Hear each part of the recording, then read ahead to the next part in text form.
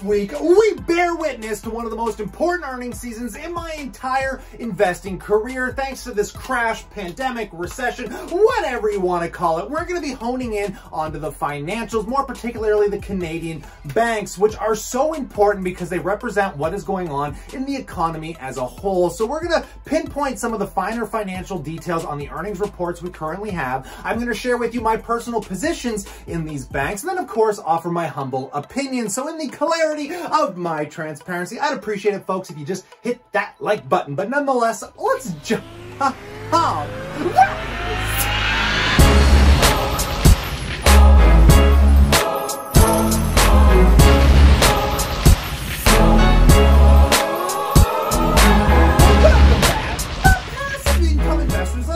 To probably some of the most interesting times in stock market history, thanks to this current crash, which is the first crash I have ever experienced as an investor. And honing in on the financials today, I want to do a quick comparison of the Canadian banks versus the US banks to show you guys why I like them so much. And then I'm going to pinpoint some really important earnings details for you as well. But getting right into this, just taking a look at Royal Bank, it currently trades year to date only down 1.95%. And this is the largest Canadian bank, by the way. The second largest, however, is Bank of Montreal, trading down 17.15%, literally to this very moment. And then the third largest is Canadian Imperial Bank, down 6.88%. The other thing that I love most about these Canadian banks is the super large dividend yields in which none of them have cut. I mean, we can see Canadian Imperial Bank paying out 5.5%. Right now, if you're buying shares, BMO 5.08, and then Royal Bank at 4.25. So let's do the same in the US here, with JP Morgan being the largest US bank, which is still down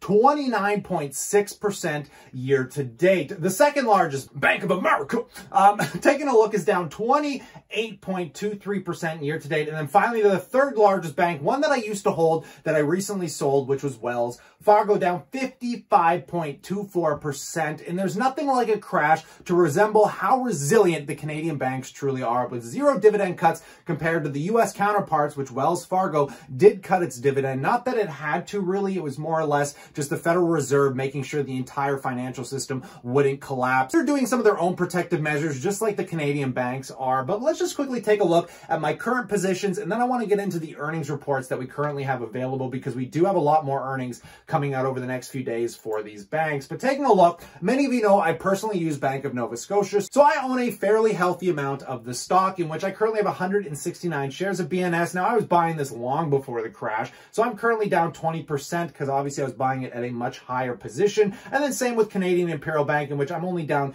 10% because my average buy here was 113 bucks. But do keep in mind, I have been cost averaging in as I sold a little bit of my Apple shares to start scaling up the lower half of my portfolio, which I got a lot of controversy about, but I really do believe in these banks. But more importantly, I believe in their dividends, which we go into my dividend income. We can see I am getting an even 5% from both of these stocks. Each one of them is paying me out over $600 annually. Combined, that's $1,200 a year, or pretty much a full rent payment or a very nice trip to, say, Mexico, Cuba, Vegas, wherever you want to go, right? Which is primarily why I hold them. And right now I have them set up on a drip, so they're just going to keep cost averaging in, as I'm not really too gung-ho about throwing any more major dollars. Though I still think if you pick them up right now, you're getting a stupid good discount with a likely recovery coming in the next 6 to 12 months here, folks. So let's take a look at some of these earnings and listen to some people's opinions around these banks. Country's largest bank, beating profit expectations by a wide margin in its fiscal third quarter,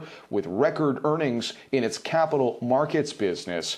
Royal also setting aside less cash for potentially bad loans. Starting with the largest of the bunch, Royal Bank, which I'm going to leave the links in the description below. I am not going to go through these entire financial reports. I'm just going to point out some stuff that really blows my mind to show you how really robust the economy truly is. And the first thing we're going to take a look at is the total revenue here. Taking a look from July 31st of 2019, the Royal Bank did $34.6 billion in revenue. Skipping to today, they did $36 billion, which is still year-over-year growth, which just came as a huge shock to me. But if you look at their bottom line EPS, you'd be like, wow, these companies are actually losing a stupid amount of money, but that is not how banks work. Banks right now are building up something called loan loss provisions, which isn't actually money they're losing. It's money they're setting into separate bank accounts to protect themselves against major loan losses, which obviously there are a lot of concerns and people expecting bigger loan losses coming in, considering the CERB, or basically Canada's versions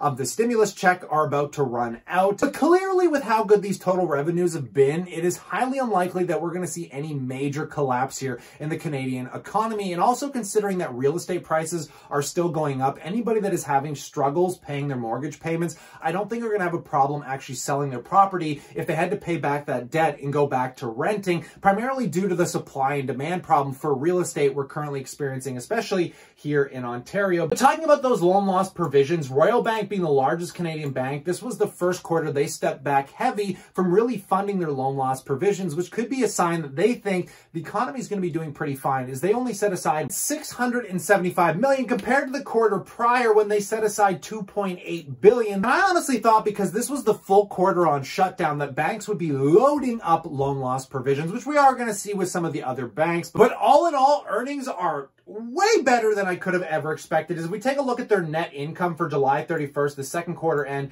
they did $3.2 billion against July 31st of 2019 when they did $3.26 billion. Now, obviously they are losing revenue, but considering we are in a full-blown pandemic with the last 3 months of everybody on full lockdown, for them to only be down, what, $62 million? That is nothing. That is barely a drop in the pond. So I got to applaud Royal Bank for these phenomenal earnings. So we just looked at the largest Canadian bank, but let's look at one of my banks that released earnings, which again was Bank of Nova Scotia. For the 9-month end going from July 31st, where they did $23.8 billion, against the 9-month end in 2019, where they did $23 billion, they are still growing year over year. And if you want to take a look at the quarter end, they did about $7.7 billion against 2019 when they did $7.65 billion. So somehow they are still growing. But again, if you take a look at those bottom line earnings, you're going to hear a different story. But let's look at the loan loss provisions here as well, in which they actually set aside more loan loss provisions than they did for the first quarter of this year, because in the first quarter, they only set aside $1.8 billion. So they actually increased loan loss provisions by almost like $500 million just for this quarter. So obviously setting up a nice big cushion, in which we can see their total net income here was $1.3 billion for this quarter, compared to the same quarter of 2019 where they did $1.98 billion. So in which we can see they are showing a loss of about $500 million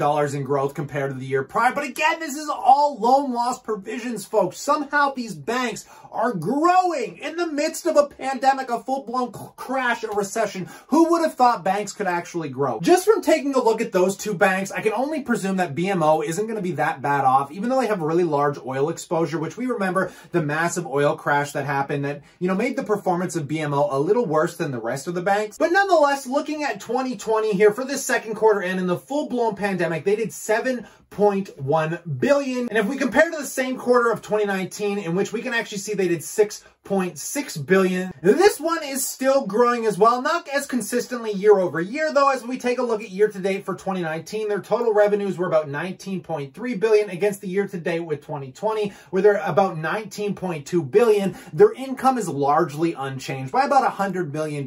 Take a look at these net incomes here for this quarter, and they did $1.23 billion here, guys, against the same quarter in 2019. They are also showing that they're bleeding capital. So if there's one thing that I want you to take away from all of this, folks, try to keep in mind, banks are still growing revenue, the majority of them anyways, and the only reason they're losing money is due to the loan loss provisions to protect themselves against what future losses may come. So putting aside the problems, if these banks can just keep growing their bottom line revenue the way they are, and we can wake up a year from now on the other side of this pandemic with the economy being better than it is now, these things I think are just on stupid major discounts. And as I mentioned, we got some earnings coming up still. Tomorrow, I believe we have Canadian Imperial Bank. We still have TD coming out. So you're going to want to keep your eyes open for these. Now, you saw my exposure to Canadian Imperial Bank, and I've got high hopes for this one because this is one of the banks that has a large exposure to the mortgage market here in Canada, which is going to be neat to see how many people are still making their mortgage payments, how many are asking for deferrals. But honestly, in a market where real estate prices are going up, like I mentioned, if people bail on on their homes, they could just liquidate the house and probably even make more money